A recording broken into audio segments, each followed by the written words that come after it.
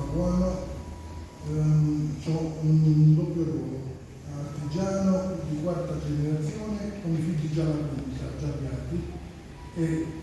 in veste del presidente delle botteghe di Santa Caterina. Io penso, diciamo, su questo percorso che stiamo facendo innovativo,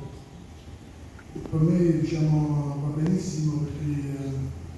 l'innovazione, se cammina con la tradizione e mantiene le origini, è una cosa ben fatta. L'innovativo che può spaventare, a me spaventa, perché è lo stesso percorso, per esempio, che c'è un artigiano, un artista, no? Io per esempio quando devo realizzare un'opera, e ne devo realizzare ancora tanto, perché a me per esempio, essendo un artigiano di eccellenza, le famiglie mi aspettano fino al 24 a mezzanotte meno un quarto per avere il presepe, e quindi, diciamo, in questo momento stiamo travagliando forte per raccontare tutti.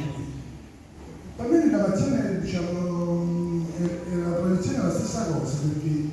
quando noi realizziamo un'opera,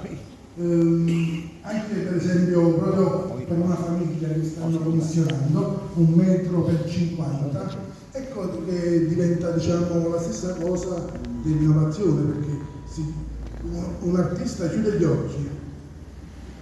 dopo la superficie chiude gli occhi e immagina, ha la visione di quello che poi, diciamo, deve presentare alla famiglia che lo sta acquistando. Inizialmente c'è stata quella piccola parola, perché poi loro non sanno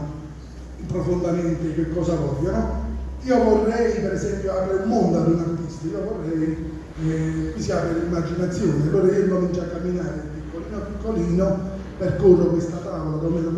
metro per 50 e immagino che cosa voglio vedere. Una fontana, si realizza la fontana, 3 gradini, un'arcata, il ponte dove poi c'è l'uscello che scende sotto.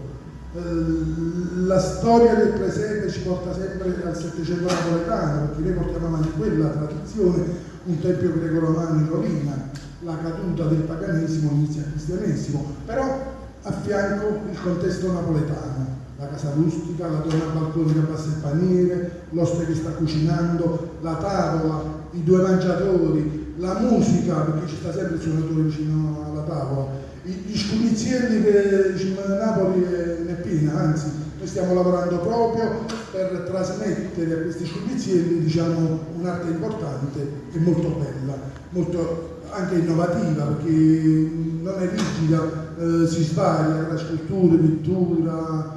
scenografia, i costumi del Settecento. Noi siamo tutti piccoli sartini, perché i sarti fanno i vestiti grandi, noi facciamo quelli piccoli, anche se facciamo qualche cosa anche di grande, anche, diciamo, stiamo lavorando anche sul grande. E questo per esempio è una cosa molto bella. A noi l'innovazione non ci spaventa, l'innovazione spaventa soltanto quando non hai una dote. Se tu hai una dote di bagaglio, bisnonno, nonno, papà, io e i miei figli, per noi è tutto naturale, mentre per esempio si parla e si spaventa, noi stiamo là e diciamo, ma è molto semplice. L'unica cosa che ci spaventa è questa qua che abbiamo iniziato, ma no che ci spaventa questo oggi, quello che ci spaventa è quello che abbiamo iniziato noi, perché noi abbiamo cominciato da noi,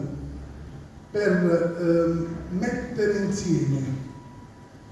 Ma io parlo già delle botteghe, tutti gli artigiani, ci sono voluto 4 generazioni, è nata la prima associazione con me alla 4ª generazione. Mettere insieme invece una rete di artigiani è una cosa ardua, ma anche una cosa bella, perché se io devo realizzare un'opera e la realizzo da solo, ma cioè io sono Capuano, ma Capuano già lo conoscono, perché chi è da fuori serio, per esempio, da me mi conosce bene. Non è quello la cosa è stare tutti quanti insieme e fare in modo che Napoli ci si rappresenta verso il suo patrimonio artistico, culturale e artigianale, perché poi se vogliamo il presepe è un contenitore di cultura, ci sta tutto, c'è l'unione dei popoli, ci stanno tante cose che a noi per esempio in questo progetto ci rispecchiamo in tutto e abbiamo molto piacere di portarlo avanti. E voglio aggiungere, forse questo, diciamo, è il periodo buono, perché abbiamo una vicinanza istituzionale e politica che forse negli anni prima non abbiamo mai avuto. Allora, se stiamo tutti insieme, le cose le possiamo realizzare e le realizziamo